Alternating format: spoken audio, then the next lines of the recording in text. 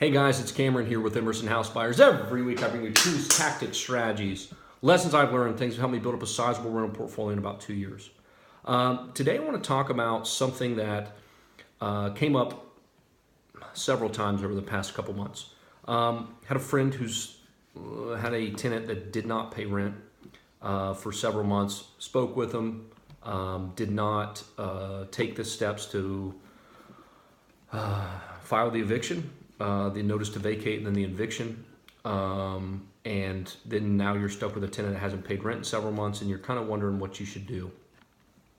You did not train them properly, blah, blah, blah. Anyways, so what the reason that you get into these situations, or one of the ways that I see that people get into these, and I've done it myself, is you act like a small town landlord. You act like a hobbyist almost with rental properties.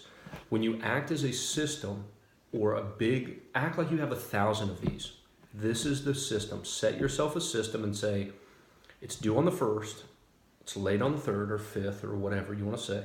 It's late on the 5th, and on the 8th or 9th, according to your state laws, we are going to start the process of giving you a notice to vacate. And then after so many days, we'll start the eviction process. If they know this is the process and you kind of lay out a timeline for them and you don't follow it, you are telling that person, that tenant, that your rules are bendable. And another thing, which that's just one problem, right? I mean, that's just setting yourself up for not paying late fees, this and that. I mean, you're setting yourself up for all sorts of issues. Well, if they did that, maybe I can have a pet and they won't say anything. Maybe I can, punch some holes in the walls and no big deal. Maybe I can, have a bunch of people over here and have parties and destroy things.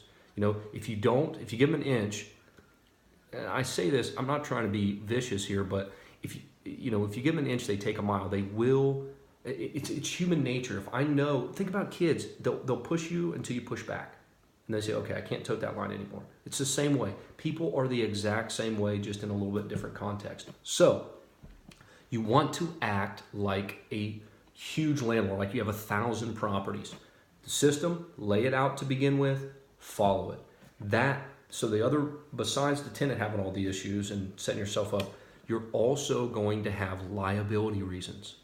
So if you're having trouble conveying this, you're on the phone with the tenant, they're asking you, hey, can you waive the late fees again, or what have you, you can just tell them, I would really like to do that for you. Honestly, I would, but if I do this, I have to do it for everybody, because otherwise I'm opening myself up for liability reasons. And that is not a lie. If you guys are giving credits to people, which is essentially waiving late fees, you're giving people money, and you're not giving this other person money, who is to say that's not discrimination? You are opening yourself up, so let's talk about this. Step back. If you don't train your tenants and set up a system and follow it, whether you have 1 or 50, you are setting yourself up for a tenant that's going to keep pushing the boundary and liability. As in, you could get sued.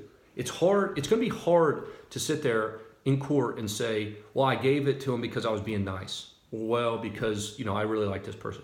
And then you have the other person sitting over there saying, well, he didn't give it to me. It must be because I'm a minority, or I'm a woman, or what have you. I'm a midget, whatever it is. You want to make sure that you're not going to set yourself up for those situations. And, it might seem far-fetched, but that is way less far-fetched than somebody spilling a cup of coffee on them and getting $1 million out of it. There are way dumber cases that have been won than you giving somebody money to one resident and not another. You gotta be very careful on that stuff, guys. And like I said, I had a good chat with a friend of mine who's got a property, and he was explaining this to me, and I'm thinking, even with the eviction, which that's the easy part, it's if you do this and one of your other residents finds out, you're setting yourself up for liability. If they wanted to go after you, they could, because they could say, he didn't give me this option, he didn't do this for me, and now you got a whole other fiasco. You got eviction going on. You're getting sued on this side. So big takeaway here, guys, is act like a big time landlord. Act like you have 100, 200, 400 houses And these are the rules. File them, follow the process. You cannot, and if you're on the phone with them, I'm sorry, my partners will not allow me to do this. Or I really, guys, I would love to do it for you. I cannot because I'm setting myself up for liability. We cannot do this because for liability reasons. And if they say, well, what do you mean? You said, well, essentially credit or waiving late fees is giving you money. And if we give you money, we have to do that for every other tenant. Always fall back on lease. Guys, we agreed to this lease, a month ago, 2 months, 6 months ago, a year ago. I know some things have happened, but we got to go by the lease. Always fall back on that. I think I got that point across. Does that make sense, guys? If it does, let me know. If it doesn't, let me know. Comment below. If you found this useful, share it with somebody. If not, tell me. I'm always looking for ways to improve and help you guys out. So I appreciate it, guys. I'll see you next week. Thanks.